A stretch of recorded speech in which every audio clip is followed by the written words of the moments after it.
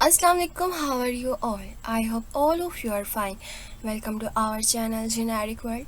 हमने last lecture में exercise 2.4 complete कर ली है और आज के लेक्चर में हम स्टार्ट करने वाले हैं एडिशन ऑफ अलजेब्रिक एक्सप्रेशन यानी कि एक्सरसाइज 2.5 और जो इसका मेन टॉपिक है वो है एक्सपेंशन एंड फैक्टराइजेशन, जिसमें हम कुछ एक्सरसाइजेस जो है वो करेंगे।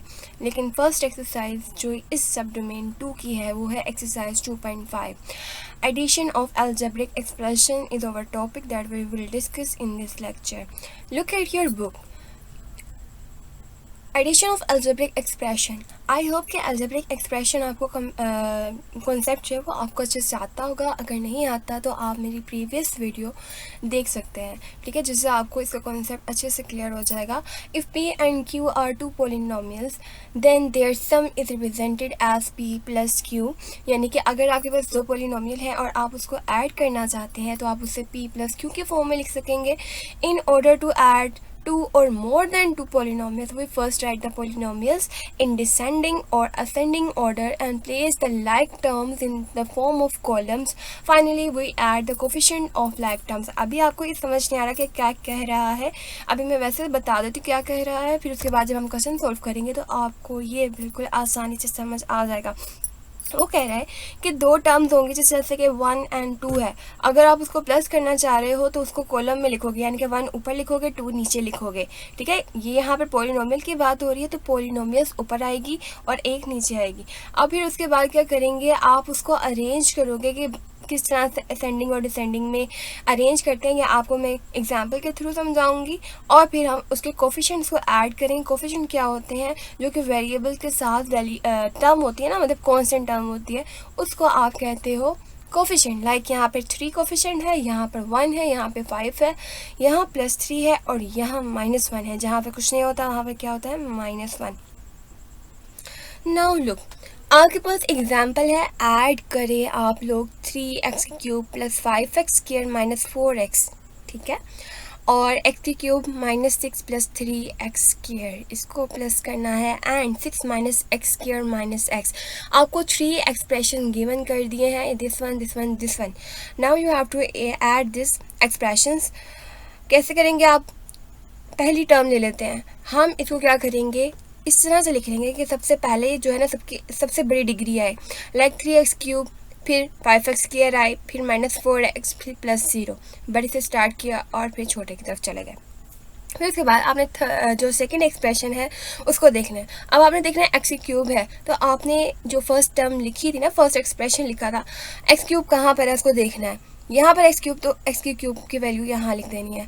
नेक्स्ट है -6। अब -6 जो है वो इस सीक्वेंस में नहीं है, मतलब कि यहाँ होगा कांस्टेंट। इसका कॉन्सेप्ट कुछ यूँ है कि अगर माइनस यहाँ पर कोई भी वैल्यू मैच नहीं हो रही है तो उसको साइड पर लिखना है -6, ठीक हो गया।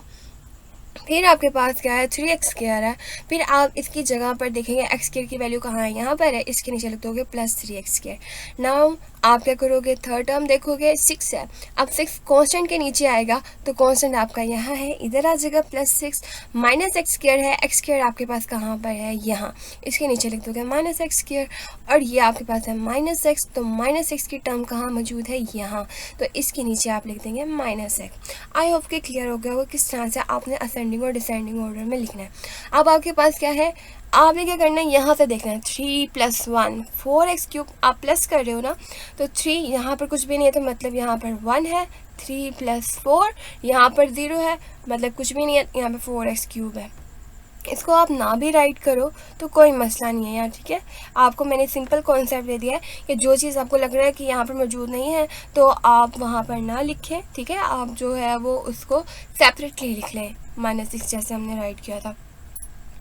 अब देखें 5 + 3 कितने हो जाएंगे, 8। अब 8 यहाँ पर -1 है, 8 में से 1 माइनस कर दो, आपके पास क्या रह जाएगा, 7, और आपका जो वेरिएबल है वो एज इट इज़ आ जाएगा। फिर आप देखोगे माइनस, यानी कि यहाँ पर कुछ नहीं था तो -4x एज इट इज़ रहा, ठीक है, +0 करोगे तो वो एज इट इज़ ही रहेगा। फिर आपने -1 जो है वो ऐड करना, तो आपके पास -5x आ जाएगा।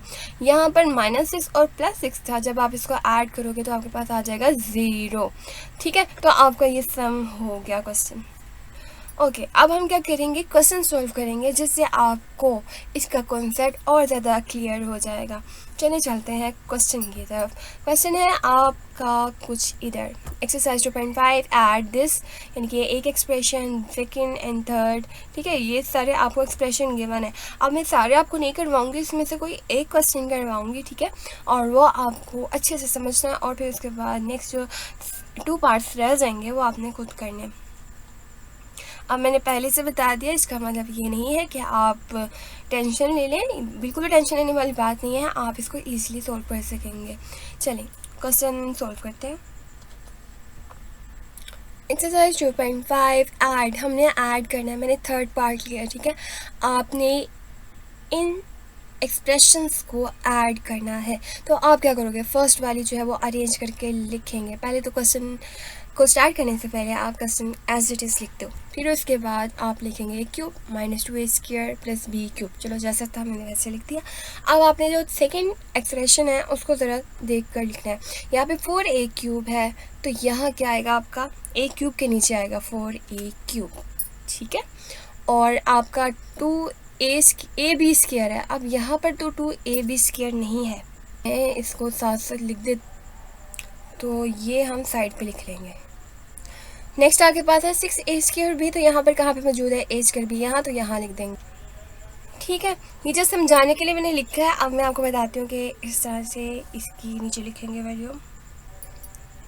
देखिए मैंने ऐसे ही किया, a³ की जगह उसके नीचे हमने लिख दिया 4a³ और 2ab² नहीं था तो यहाँ लिख दिया और इसके नीचे आ गई। इसी तरह तब थर्ड एक्सप्रेशन लिखेंगे, 2b³ है, अब यहाँ पर b³ जो है वो यहाँ पर है, तो यहाँ लिखेंगे 2b³, ठीक है।